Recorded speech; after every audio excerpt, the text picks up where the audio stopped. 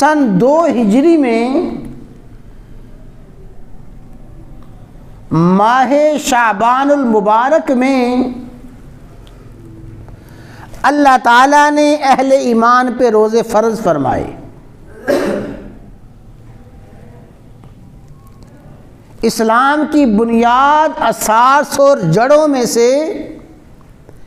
روزہ اسلام کی بنیاد ہے،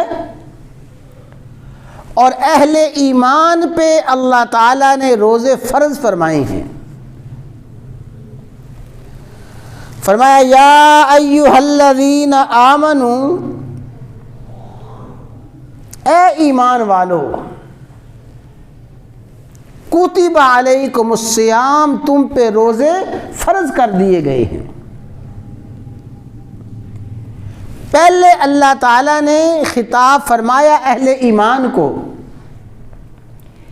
کہ جو بھی مومن ہونے کا دعوے دار ہے، جو بھی اپنے آپ کو مسلمان کہلواتا ہے، صاحب ایمان کہلواتا ہے، ہر صاحب ایمان پہ، ہر مومن اور مسلم پہ کتب علیکم الصیام، روزے فرض کر دیے گئے ہیں۔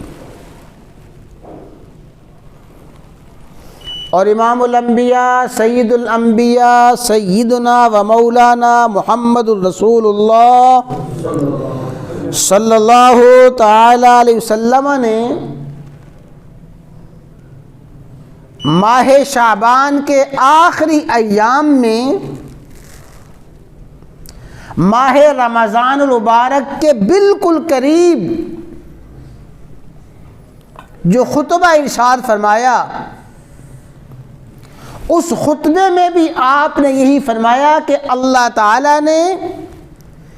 اس مہینے کے روزے تم پہ فرض فرما دیے ہیں، اور اللہ تعالیٰ نے روزے فرض فرمائے، پورے کے پورے مہینے کے روزے فرض فرمائے۔ 29 دن کا مہینہ ہو، 30 دن کا مہینہ ہو، ابتدا سے لے کے اختتام تک سارے مہینے کے روزے اللہ تعالیٰ نے اہل ایمان پہ فرض فرمائے ہیں، اور روزے کی فرضیت کا انکار کرنے والا دار اسلام سے خارج ہے۔ روزے کی فرضیت کا انکار کرنے والا، معاذ اللہ کوئی شخص اسلام کے کسی بنیادی رکن کا انکار کر دے، اگر کوئی شخص یہ کہتا ہے کہ نماز کوئی نہیں ہے، معاذ اللہ نماز کا استہزاء، نماز کا مذاق اڑاتا ہے اور نماز کا انکار کر دیتا ہے، کوئی شخص زکوٰۃ کا انکار کر دیتا ہے کہ زکوٰۃ ہے ہی نہیں ہے،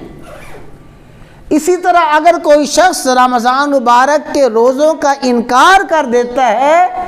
تو رمضان کے روزوں کا انکار کرنے والا اور اسلام کی دیگر بنیادی چیزوں کا انکار کرنے والا مسلمان نہیں ہے۔